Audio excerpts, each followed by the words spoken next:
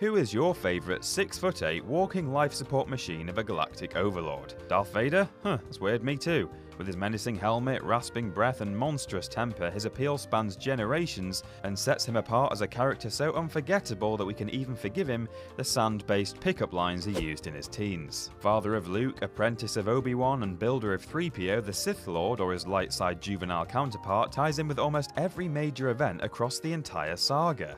But things could have turned out very, very differently for our beefy Burns victim, with decisions made right from the character's conception through to his latest on-screen appearance. Anakin Skywalker and Darth Vader could have been changed beyond recognition, and in turn, every Star Wars movie could have been nothing like what we know, love, and love some more today. I'm Peter from WhatCulture.com, and here are 8 ways Darth Vader almost turned out completely different. Number 8. Anakin's betrayal was nothing to do with Padme. As he wrapped up Return of the Jedi, George Lucas started coming up with the first broad strokes of the prequel narrative: Palpatine's political rise to power and Anakin's fall to the dark side and eventual dip in a lava pool. However, Anakin's journey to the dark side sounds like it was originally more of a whodunit serial killer story in space, with him turning against the Jedi and slowly cutting them down one by one, and Obi-Wan eventually solving the mystery. Sounds a little less three-dimensional than the reasons we were eventually given, but on the other hand, it might have saved us from all that weird foot-in-mouth flirting we sat through. I mean, who the hell comes out and says, "You're exactly how I remember you in my dreams"?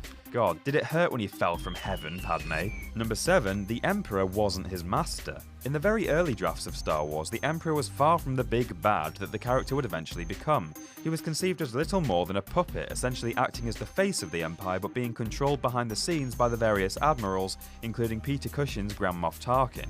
As a result, Vader would have had no Sith Master and thus been more of a wild card, an agent of the Empire above the control of the not-so-force-sensitive admirals. But even when it was decided that the Emperor would indeed be the evil dictator we all love to hate, it was up in the air how much control he would actually have over Vader. He transitioned through incarnations where, despite being able to jumpstart a stopped heart at 40 paces, he wasn't classed as a Sith Lord, or even where he had no lightning powers whatsoever. Crazy. Number 6. He had a blue lightsaber. Hold the f***ing phone, some bits of Star Wars iconography just can't be messed with. There's such a perfect visual shorthand for identifying factions in the Star Wars movies that there's next to no need for hammy exposition.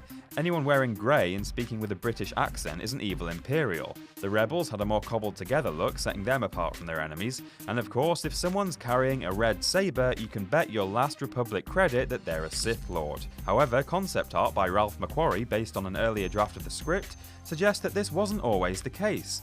Here, Darth Vader wields a blue blade, and Deke Starkiller, a brother of the character that would eventually become Luke, has a gold one. From a modern perspective, it seems bizarre, and given how many of McQuarrie's original drawings ended up entering the galaxy far, far away completely unchanged, we're lucky it didn't stick. Number 5. He died before the Emperor. During the writing and production of episodes 4 and 5, the universe was becoming so expansive that further trilogies seemed inevitable. However, before Lucas had even written episode 6, he was planning on a sequel trilogy rather than the prequels that popped up at the turn of the century. Nothing like the sequels we're going to see over the next few years, Lucas thought they would follow Luke on the hunt for his sister, who wasn't Leia because that arc hadn't been written at the time, with the two finally teaming up to take on the Emperor in the equivalent of episode 9. Because of this, it meant Lucas envisaged only the death of Vader in the climax of episode 6, which was originally called Revenge of the Jedi. The Sith Lord would have potentially died without his light side redemption, shunting him back into a shallower supporting role comparable to someone like Dooku, and bumping Sidious up to the focal villain. Number 4. He was a minor character and not even called Vader. One of the things that takes some serious mental crowbarring for me is trying to work into the story the fact that in A New Hope, Obi-Wan comes out with, "You can't win, Darth," and "Only a master of evil, Darth," as though it's Vader's first name when, as we know, it's in fact a title that you're not really meant to use on its own. I like to pretend he's just using the word mockingly, like, "Ooh, check you out, you're a Sith now, Darth. How does it feel, Darth?" But however you dress it up, there's really no two ways about it. Before it was retconned into being a Sith title in later movies, the Vader of A New Hope was literally called Darth Vader. Lord Darth Vader, Mr. D. Vader of Number 1, the Death Star. In earlier versions of A New Hope, things were even weirder. The first draft featured General Darth Vader, a rather unremarkable Imperial officer with only a few appearances, while a completely different Sith Lord stood in the evil limelight. Had things gone differently in Lucas's mind on the day of the rewrite, we could very easily have ended up with a chap in uniform called Darth Vader getting force-choked by a Lord Vader who wasn't called Darth Vader at all. You keeping up? Me neither.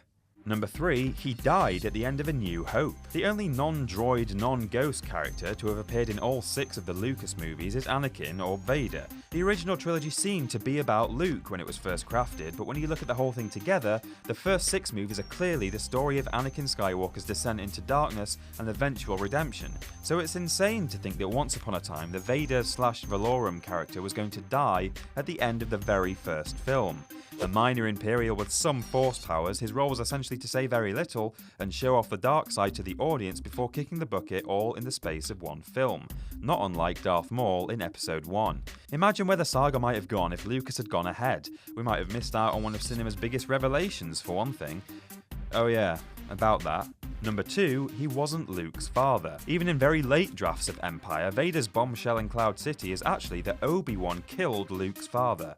Looking at early versions of A New Hope, the "I am your father" line was obviously made up super last minute. Vader was very much a distinct character from so-called Anakin Starkiller in all drafts of the first film, and Obi-Wan's conversations with Luke are clearly meant to be taken pretty much literally until it's all clumsily retconned with this line. So what I told you was true, from a certain point of view. Stop backpedaling, Kenobi. From a certain point of view, you're full of shit. And number 1, he wore no mask. Vader's mask is by far the most iconic element of the character, his deep, menacing breaths emanating from its soulless face. The scene in which Anakin is encased in armor in Revenge of the Sith is perfectly punctuated as the mask closes around his face, the music cuts, and Vader takes his very first breath. That moment had much more impact than any line of dialogue ever could have. So thank God the mask actually made it into the saga, because it was seriously touch and go at one point. When concept artist Ralph McQuarrie realised Vader would be travelling from one ship to another in the opening of A New Hope, he suggested to Lucas that he should be wearing a breathing mask. Soon though, Lucas wanted to see more of this then minor character in his movie, realising just how alluringly menacing the respirator was. Before the mask was added, the plan was just to have the actor's face out in the open with the character potentially sporting some sort of samurai-inspired armour.